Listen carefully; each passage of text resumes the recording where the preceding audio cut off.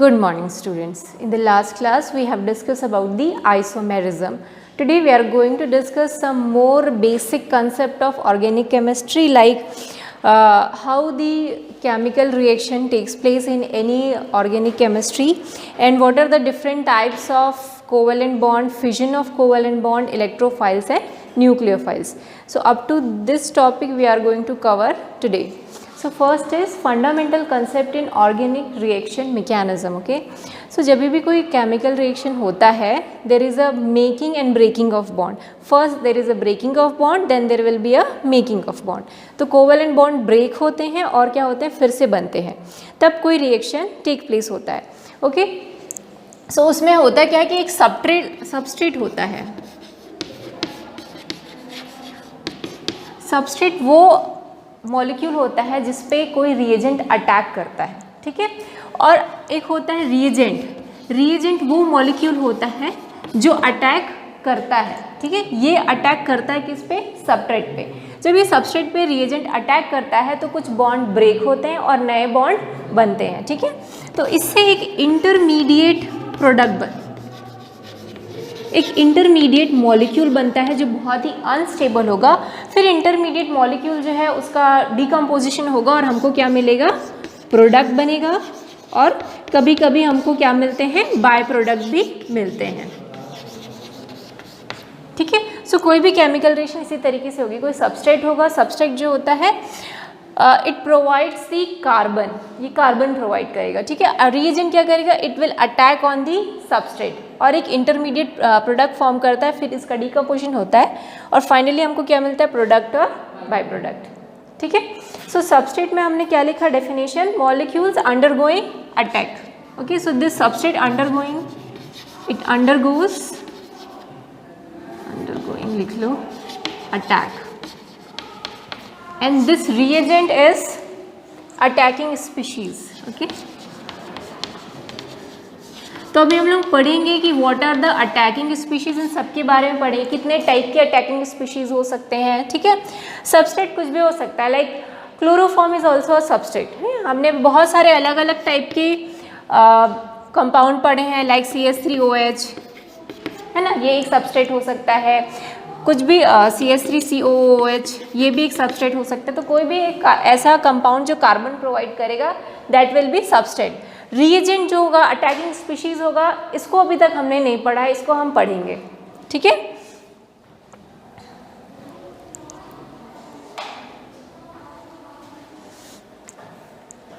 तो जब भी कोई केमिकल रिएक्शन होता है ना, there will be a redistribution of electrons. Electrons का फिर से रीडिस्ट्रीब्यूशन होता है, नए बॉन्ड बनते हैं, पुराने बॉन्ड टूटते हैं और उससे एक नया प्रोडक्ट फॉर्म होता है, ठीक है.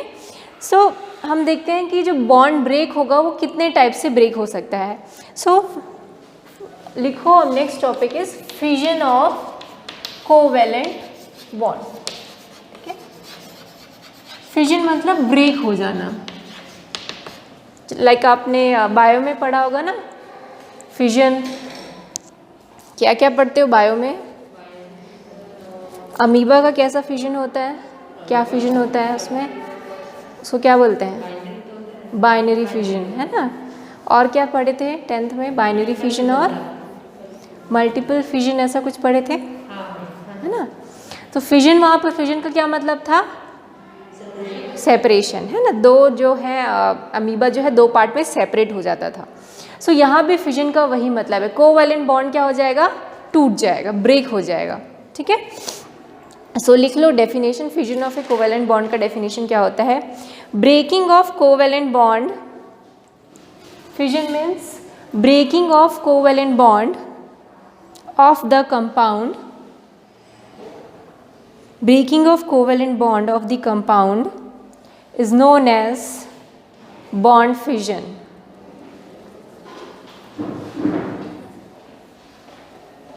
Breaking of covalent bond of the compound is known as bond fission. और cleavage, इसी को bond fission भी बोलते हैं और cleavage of bond भी बोलते हैं, ठीक है. So bond cleavage और bond fission दोनों का मीनिंग एक ही है.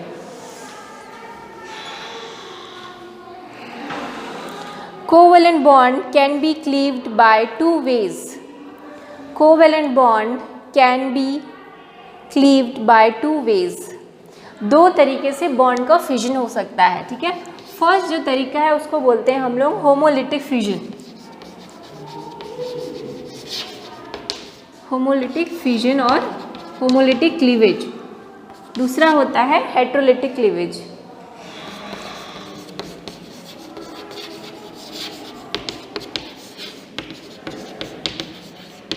ठीक है, होमोलिटिक फिजन या फिर हेट्रोलिटिक फिजन। अभी क्या होते हैं, नाम से ही समझ में आ रहा है, होमो मतलब एक जैसा कुछ होता होगा बॉन्ड ब्रेक होने से। हेट्रोलिटिक में कुछ समान नहीं होगा हेट्रोलिटिक में, ठीक है। सो क्या होगा होमोलिटिक फिजन में, लिख लो इसका डेफिनेशन लिख लो होमोलिटिक फिजन का।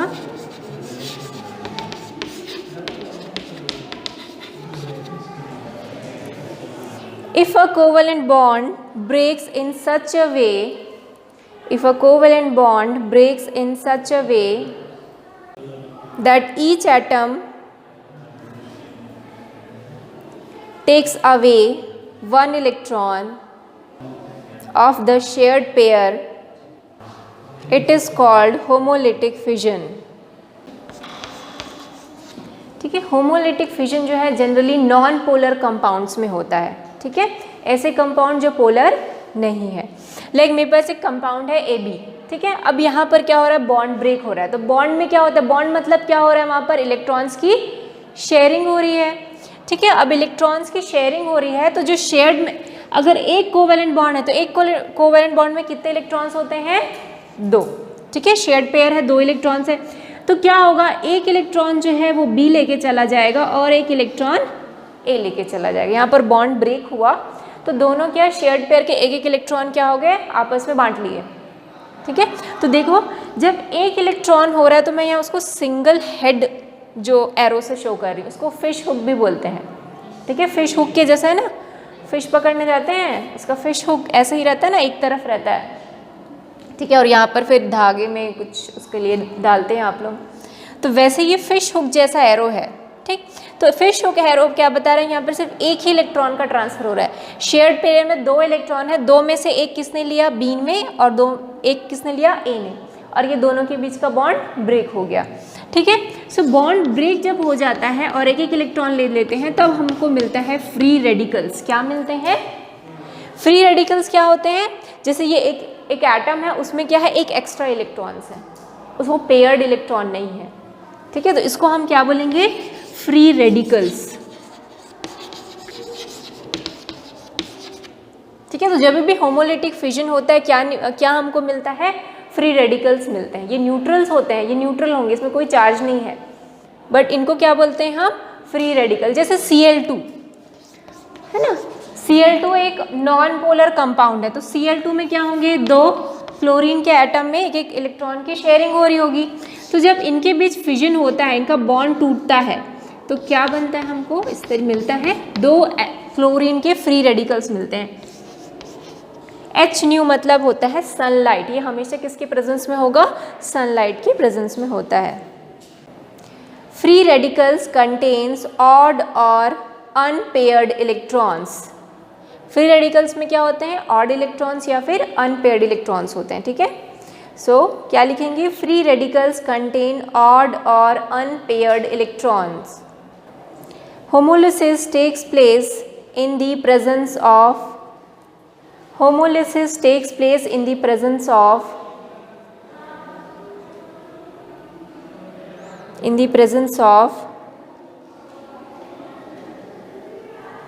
heat, electricity, sunlight, peroxide और radicals। H डिनोट करता है सनलाइट को, ठीक है।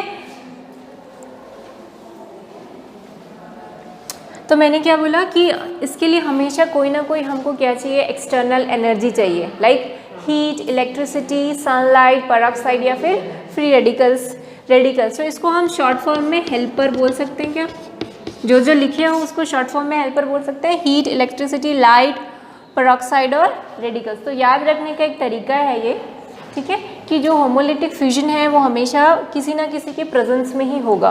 We need some kind of energy. Okay, so यहाँ पर किस टाइप का फ्यूजन हो रहा है? होमोलिटिक फ्यूजन, जिसमें शेयर्ड पेयर इलेक्ट्रॉन को दोनों ही आपस में क्या कर रहे हैं, एक एक ले रहे हैं और वहाँ का बॉन्ड ब्रेक हो जा रहा है. हेट्रोलिटिक, सेकेंड लिखिए.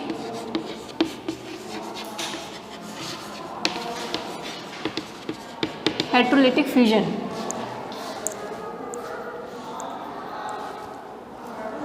When a covalent bond break in such a way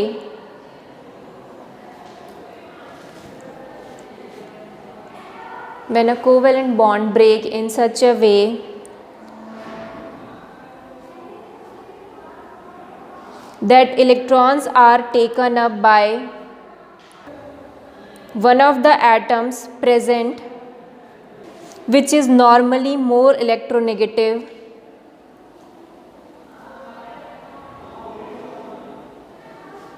than the other, such fission is called heterolytic fission. Such fission is called heterolytic fission. So इसमें क्या बोल रहे हैं कि एक कंपाउंड क्या होना चाहिए, it should be more electronegative than the other compound. Like मेरे पास ए और बी कंपाउंड है, इसमें बी है, it is more electronegative than the ए.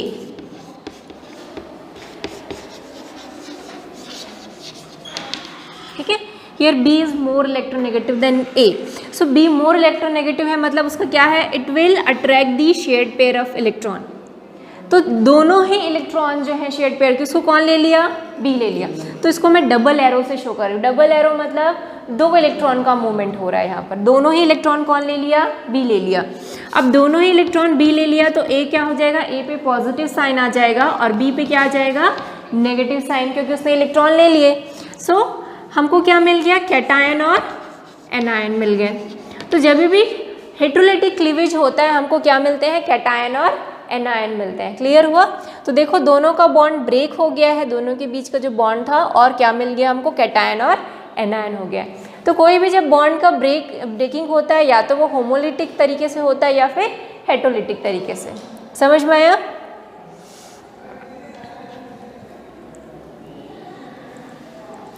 सो लिख लो, cations and anions are generated during the process. Clear हुआ, समझ में आया? सो अभी हमने पढ़ा होमोलिटिक और हेट्रोलिटिक फ्यूजन, किस तरीके से बॉन्ड का ब्रेक हो रहा है. ठीक, अब जैसे मैं एक एग्जांपल लेती हूँ, CH3Cl है ना. अब यहाँ पर क्लोरीन मोर इलेक्ट्रोनेगेटिव है, तो वो क्या करेगा, शेयर्ड पेयर ऑफ इलेक्ट्रॉन को अपनी तरफ लिया, तो मेरे को मिल गया CH3 प्लस और Cl माइनस. तो इसको जो है ऐसा स्पीशीज जिसमें कार्बन में प्लस साइन होता है, उसको हम बोलते हैं कार्बोकैटायन. क्या बोलते हैं? तो ये है कार्बोकैटायन, और इसका नाम होगा मिथाइल कार्बोकैटायन. क्या बोलते हैं इसको, मिथाइल कार्बोकैटायन, क्योंकि CH3 क्या है, मिथाइल है. और कार्बोकैटायन मतलब ऐसा कार्बन जिसमें क्या है, पॉजिटिव चार्ज है. कैटायन मीन्स क्या होता है, पॉजिटिव. सो इसको बोलते हैं कार्बोकैटायन. तो कार्बोकैटायन बहुत ही इंपॉर्टेंट टॉपिक है. आप बार बार इस कार्बोकैटायन को सुनेंगे, 11th में सुनेंगे, 12th में सुनेंगे. ठीक है. सो कार्बोकैटायंस क्या होते हैं, वो कंपाउंड जिसमें कार्बन में क्या होगा, प्लस चार्ज होगा. सो हेडिंग डाल लो, कार्बोकैटायन. डाल लिए हेडिंग, कार्बोकैटायंस. सो जो कार्बोकैटायंस होते हैं ना, generally they are intermediate reactant. ठीक है, इंटरमीडिएट मतलब कोई भी रिएक्शन हो रहा है ना, उसके रिएक्शन के बीच में ये क्या होते हैं, जनरेट होते हैं कार्बोकैटायंस. ठीक है. सो लिखो definition of carbocations, chemical species bearing a positive charge on carbon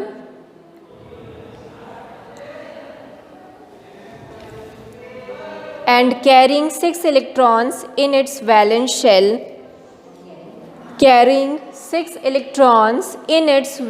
shell, are called carbocations. So carbocations क्या होते हैं, वो स्पीशीज जिसमें कार्बन में क्या होगा, पॉजिटिव चार्ज होगा और कार्बन के वैलेंस शेल में 6 इलेक्ट्रॉन्स होंगे, उसको हम बोलते हैं कार्बोकैटायंस। अब ये कार्बोकैटायंस भी कई टाइप के होते हैं, एक होता है मिथाइल कार्बोकैटायन, एक होता है 1 डिग्री कार्बोकैटायन, एक होता है 2 डिग्री कार्बोकैटायन और एक होता है 3 डिग्री कार्बोकैटायंस। तो मैंने आपको 1 डिग्री 2 डिग्री 3 डिग्री कार्बन बताया था ना, याद है। 1 डिग्री कार्बन जो है एक ही कार्बन से अटैच होगा, 2 डिग्री कार्बन जो है वो 2 कार्बन से अटैच होता है और 3 डिग्री कार्बन 3 और दूसरे कार्बन से अटैच होता है, ठीक है। सो वैसे ही कार्बोकैटायंस भी 3 टाइप के होते हैं। सो कुछ एग्जाम्पल लिख लो। एक एग्जाम्पल तो मैंने ये बता दिया, यहाँ पर हमको क्या मिला, मिथाइल कार्बोकैटायन, है ना।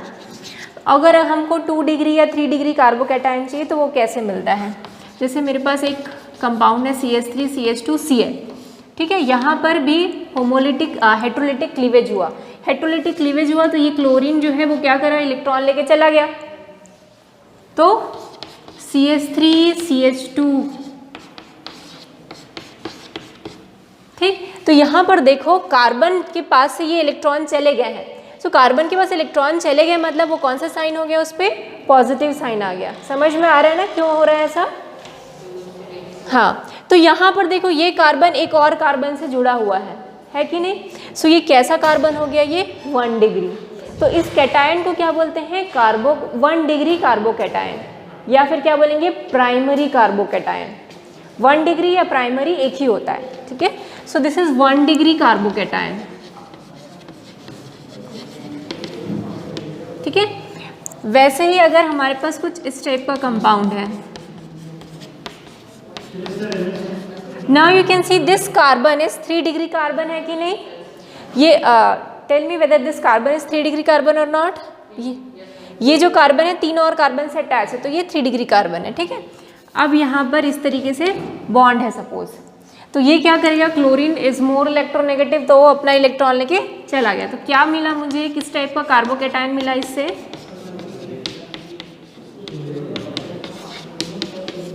सो दिस इज 3 डिग्री कार्बोकैटायन, या इसी को हम क्या बोलते हैं, टर्शियरी कार्बोकैटायन, ठीक है।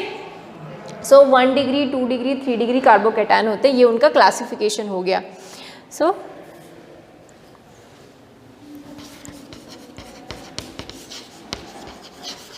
क्लासिफिकेशन ऑफ कार्बोकैटायन, तो क्या क्या कार्बोकैटायन देखा हमने, 1 degree,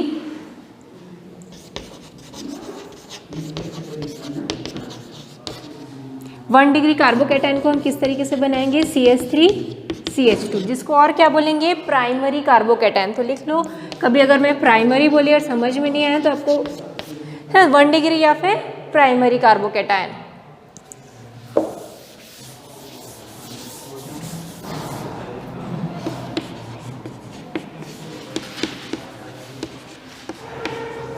now this is secondary carbocation. क्यों सेकेंडरी है, क्योंकि ये कार्बन जो है वो 2 और कार्बन से अटैच है, सो this is the secondary carbocation.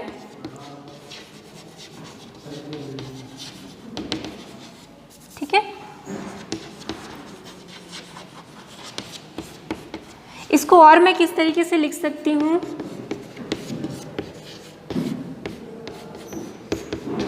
इसको मैं ऐसे लिख सकती हूँ क्या, 2 CH3 है, CH3 ट्वाइस ये C और H, ऐसा लिख सकते हैं इसको, कोई डाउट है इसमें, नहीं ना। सो दिस इज सेकेंडरी क्लासिफिकेशन में, ये पहला टाइप हो गया, सेकेंड टाइप, और तीसरा क्या है मैंने बताया, टर्शियरी टाइप। तो इसको मैं कैसे लिखूंगी, CH3, ठीक है, ये एक कार्बन 3 CH3 ग्रुप से अटैच है, ठीक। तो ये हो गया टर्शियरी कार्बन कार्बोकैटायन, या फिर इसको क्या बोलेंगे, 3 डिग्री कार्बोकैटायन।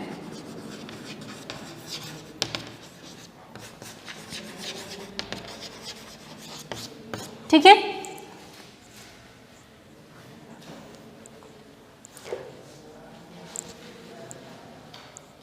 अब इनमें स्टेबिलिटी का भी आता है एग्जाम में, ठीक है ना, कि इनको स्टेबिलिटी के अकॉर्डिंग इनको अरेंज करो, which is more stable, primary, secondary और tertiary, which is more stable carbocation.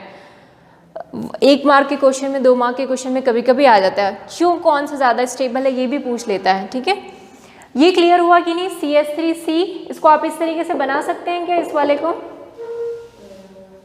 बना लेंगे, CH3 थ्राइस C और उस पर प्लस चार्ज है ना, मतलब क्या हुआ, इधर भी CH3, इधर भी CH3 और इधर भी CH3, है ना, तो उसको हम क्या बोलेंगे? Tertiary carbocation. तो अब नेक्स्ट लिखो ऑर्डर ऑफ स्टेबिलिटी ऑफ कार्बोकेटायंस, कि कौन सा ज़्यादा स्टेबल है उसको हम इंक्रीजिंग ऑर्डर में अरेंज करेंगे, ठीक है।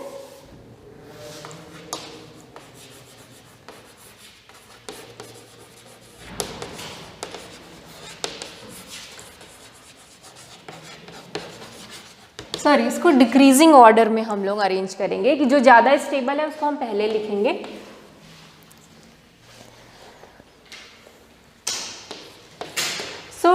जो टर्शियरी कार्बोकेटायन होता है वो ज़्यादा स्टेबल होता है, सबसे ज़्यादा, उसके बाद होता है सेकेंडरी कार्बोकेटायन और उसके बाद होता है प्राइमरी कार्बोकेटायन, और लीस्ट स्टेबल होता है मिथाइल कार्बोकेटायन, ठीक है। सो 3 डिग्री कार्बोकेटायन सबसे ज़्यादा, फिर 2 डिग्री, फिर 1 डिग्री और फिर methyl carbocation. So this is the decreasing order of their stability.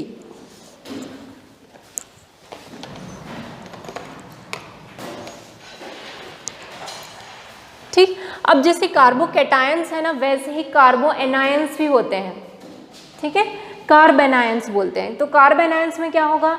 ऐसा केमिकल स्पीसीज जिसमें कार्बन में कौन सा चार्ज होगा? Negative charge. समझ में आ रहा है? उसको बोलते हैं कार्बेनायंस।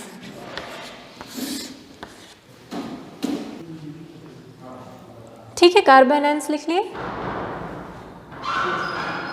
Chemical species bearing a negative charge, chemical species bearing a negative charge on carbon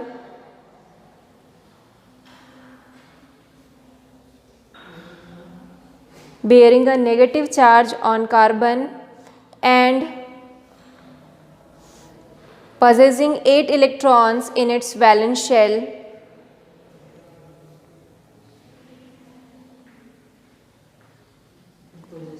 eight electrons in its valence shell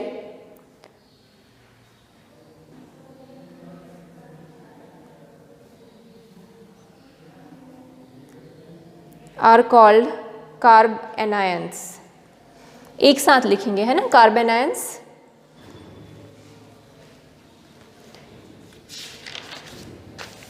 सो कार्बेनायंस क्या होंगे? ऐसे कार्बन जिसमें क्या होगा? नेगेटिव चार्ज होगा, ठीक है। सो कैसे बनेगा ये? लाइक CH3 CH2 और उस पर क्या होगा? नेगेटिव चार्ज, ठीक है। सो ये क्या हो गया? कार्बेनायंस। ये कैसा है? ये प्राइमरी कार्बेनायंस है, ठीक है। लिख लो इसको।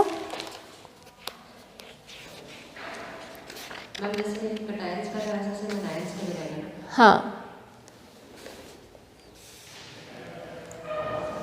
ये हो गया 1 डिग्री, ठीक है, 1 डिग्री कार्बेनायंस। वैसे ही क्या होगा? 2 डिग्री होगा, ठीक है। This is 2 degree कार्बेनायंस।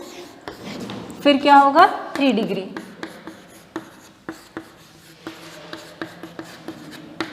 So this is 3 degree carbanions, primary, secondary और टर्शियरी कार्बेनायंस। दोनों ही जो होते हैं कार्बोकेटायंस और कार्बोएनायंस बहुत ही अनस्टेबल होते हैं and they are very reactive also. So लिख लो, carbocations and carbanions are unstable and very reactive species।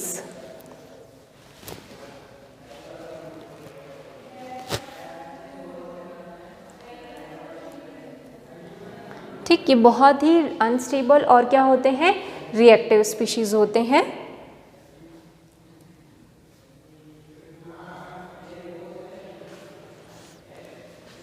अभी कैसे जनरेट होंगे कार्बोनायंस? एक एग्जाम्पल देके मैं बता देती हूँ, ठीक।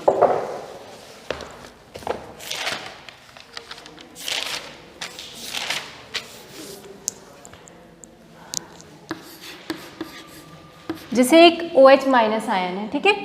OH माइनस आयन जो है एक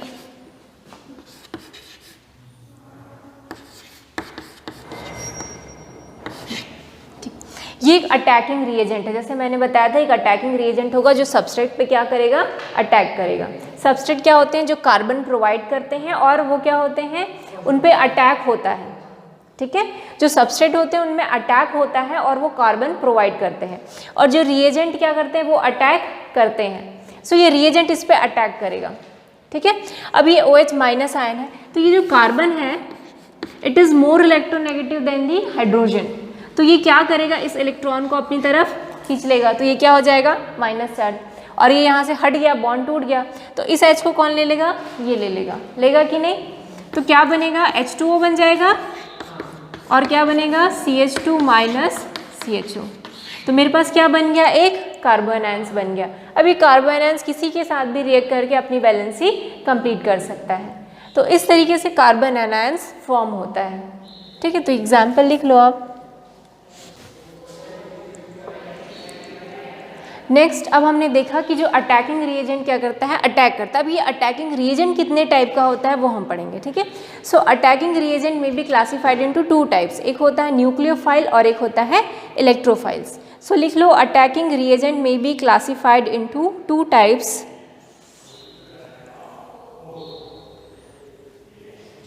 फर्स्ट इज इलेक्ट्रोफाइल्स और दूसरा है न्यूक्लियोफाइल्स, ठीक है। अटैकिंग रिएजेंट वैसे तो एक फ्री रेडिकल्स भी होते हैं, पर वो आप में उतना नहीं है, तो हम यही 2 टाइप करेंगे, इलेक्ट्रोफाइल्स और न्यूक्लियोफाइल्स। थर्ड जो कैटेगरी होती है वो क्या होती है, फ्री रेडिकल्स की, ठीक है। सो पहला हम लोग डेफिनेशन देखते हैं, न्यूक्लियोफाइल क्या होता है। ये टर्म बार बार आएगा, है ना, जितना ऑर्गेनिक केमिस्ट्री पढ़ोगे ये टर्म्स न्यूक्लियोफाइल, इलेक्ट्रोफाइल कई बार आएगा, 12th में भी कई बार आएगा, ठीक है। तो उसको एक बार में समझ लो। हम लोग बहुत सारे इसके एग्जाम्पल्स भी करेंगे ताकि आप लोगों को एकदम पिक्चर क्लियर हो जाए कि what is nucleophile. So nucleo मतलब क्या हुआ, न्यूक्लियस। फाइल जो है एक वर्ड है, ग्रीक वर्ड है, जिसका मतलब होता है लविंग, या जिसकी तरफ वो अट्रैक्ट होता है, ठीक है। सो न्यूक्लियोफाइल्स ये होते हैं न्यूक्लियस लविंग स्पीशीज, न्यूक्लियस से लविंग करते हैं। अब न्यूक्लियस लविंग मतलब क्या हुआ, न्यूक्लियस कैसा होता है, पॉजिटिव चार्ज होता है। तो अगर ये न्यूक्लियस लविंग स्पीशीज है, मतलब इसमें कौन सा चार्ज होगा, नेगेटिव चार्ज होगा, तभी तो वो पॉजिटिव की तरफ क्या हो रहा है, अट्रैक्ट हो रहा है ना। So nucleophiles they are nucleus loving species but they are negatively charged. या ऐसे होंगे जिसमें इलेक्ट्रॉन्स बहुत ज़्यादा होंगे, क्योंकि न्यूक्लियस के पास इलेक्ट्रॉन की कमी होती है ना। तो इनके पास क्या होगा, न्यूक्लियोफाइल्स के पास इलेक्ट्रॉन ज़्यादा होंगे, इलेक्ट्रॉन रिच स्पीशीज होंगे ये लोग, इनके पास इलेक्ट्रॉन ज़्यादा होंगे। तो लिख लो definition, nucleophiles are nucleus loving species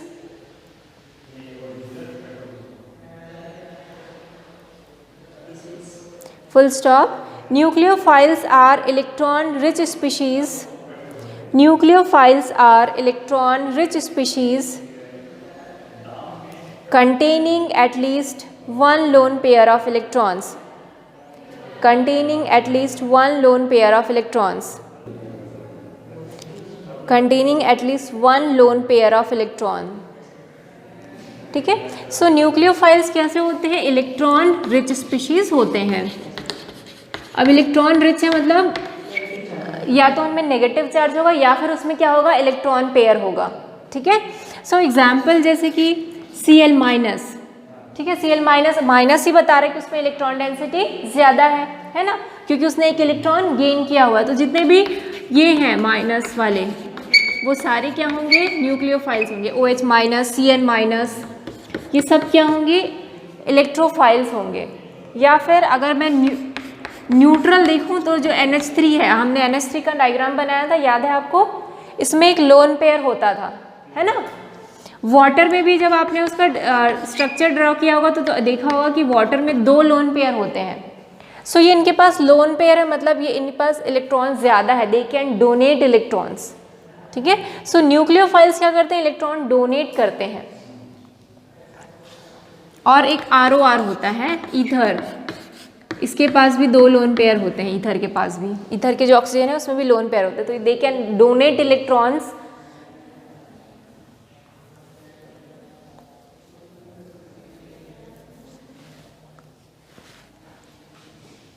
फिर दूसरा हमने क्या पढ़ा, इलेक्ट्रोफाइल्स। तो इसके जस्ट अपोजिट हो जाएगा वो, है ना, they are electron loving species. अब इलेक्ट्रॉन लविंग स्पीशीज है मतलब ये खुद कैसे हैं, पॉजिटिवली चार्ज हैं या उनमें इलेक्ट्रॉन की कमी है। सो लिख लो, electrophiles are electron loving chemical species.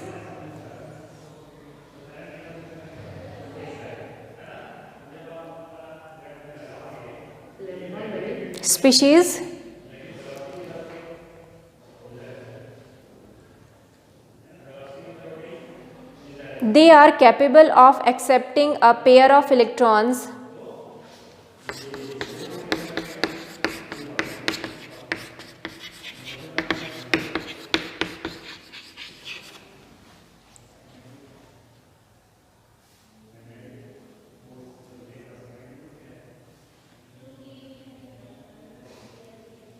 from the substrate molecules.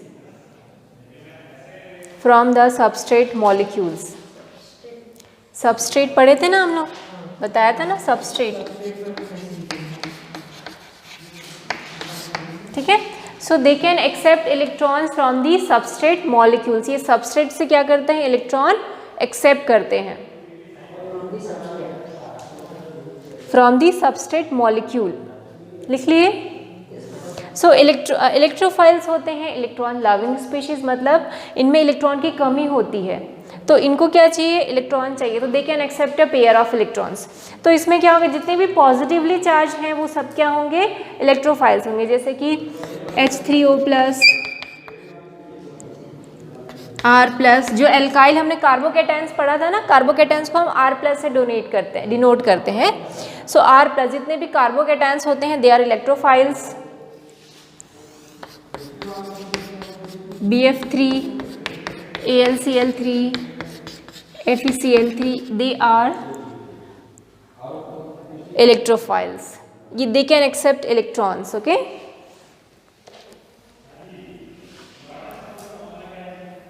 सो समझ में आया कि इलेक्ट्रोफाइल्स और न्यूक्लियोफाइल्स क्या होते हैं। न्यूक्लियोफाइल्स क्या करते हैं, इलेक्ट्रॉन देते हैं सबस्ट्रेट को, और इलेक्ट्रोफाइल्स क्या करते हैं, सबस्ट्रेट से इलेक्ट्रॉन लेते हैं। ठीक, एक छोटा सा एग्जांपल देती हूँ, उससे आपको और क्लियर हो जाएगा। जैसे आप अपनी बुक का क्वेश्चन खोलिए, problem number 12.12, giving justification categories the following molecules ion as nucleophile और इलेक्ट्रोफाइल।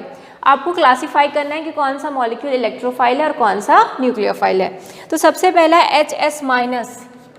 अब आपको इसको देख के क्या लगता है कि इलेक्ट्रोफाइल होगा कि न्यूक्लियोफाइल होगा, न्यूक्लियोफाइल होगा, है ना, क्योंकि इनमें क्या है, दे हैव नेगेटिव चार्ज या फिर उनके they have electron pair which they can donate. ठीक है। सो जितने भी माइनस चार्ज वाले हैं जैसे C2H5O-, ये भी क्या होगा, न्यूक्लियोफाइल होगा, है ना। NH2-, है ना, हाँ हाँ, जैसे CH3 इस तरीके से ना, CH3 थ्राइस N, उसके पास एक लोन पेयर है तो वो भी क्या होगा, न्यूक्लियोफाइल होगा। तो जिसके पास भी लोन पेयर है जैसे NH2- है ना, दिख रहा है NH2-, it is also nucleophile, है ना। तो NH2- वहाँ पर भी देखो उसके पास लोन पेयर है। सो जिसके पास लोन पेयर है या जिसमें इलेक्ट्रॉन रिच स्पीशीज़ हैं वो लोग सब क्या हैं, न्यूक्लियोफाइल्स हैं। ठीक है। अब जिसमें भी पॉजिटिव चार्ज होंगे वो क्या होंगे, इलेक्ट्रोफाइल। जैसे कि क्या क्या है, Cl+ है, CH3C+ है और डबल बॉन्ड O है ना, वो भी क्या होगा, इलेक्ट्रोफाइल्स होगा। क्यों, हाँ, NO2+ भी इलेक्ट्रोफाइल होगा। क्यों, क्योंकि इनके पास सिर्फ 6 इलेक्ट्रॉन्स हैं इनके वैलेंस शेल में, so they can accept 1 electron pair. ठीक है। हाँ, BF3 इज ऑल्सो इलेक्ट्रोफाइल्स, क्योंकि उसके भी अगर आप BF3 का स्ट्रक्चर बनाएंगे तो आप देखोगे कि उसके में भी एक कमी है। BF3 बोरॉन, बोरॉन के आउटर मोस्ट शेल में कितने इलेक्ट्रॉन, 5 होते हैं क्या, कितने होते हैं, 3 इलेक्ट्रॉन। बोरॉन के आउटर मोस्ट शेल में 3 इलेक्ट्रॉन्स। वो फ्लोरीन के साथ क्या कर रहा है, इस तरीके से बॉन्ड बना रहा है, एक एक इलेक्ट्रॉन की शेयरिंग कर रहा है ना। तो फ्लोरीन का तो पूरा कंप्लीट हो गया। देखो फ्लोरीन के आउटर मोस्ट शेल में कितने होते हैं, 7, तो उसने बोरॉन के साथ एक एक बना लिया। सो देखो फ्लोरीन का तो ऑक्टेट कंप्लीट हो गया, पर बोरॉन का कंप्लीट है क्या? 1 2 3 4 5 6, एक इलेक्ट्रॉन पेयर की कमी है ना, एक इलेक्ट्रॉन पेयर की कमी है। सो BF3 इज ऑल्सो इलेक्ट्रोफाइल, क्योंकि उसको एक इलेक्ट्रॉन पेयर चाहिए। ठीक है, सो इस तरीके से आप लुईस डॉट स्ट्रक्चर बना के भी जान सकते हैं कि कौन सा इलेक्ट्रोफाइल से कौन सा न्यूक्लियोफाइल से। अगर ऑक्टेट में कितने इलेक्ट्रॉन हैं? उसके 6 इलेक्ट्रॉन्स हैं, तो वो क्या हो जाएगा? इलेक्ट्रोफाइल। पर उसके अगर ऑक्टेट में एक एक्स्ट्रा लोन पेयर है तो वो क्या हो जाएगा? न्यूक्लियोफाइल।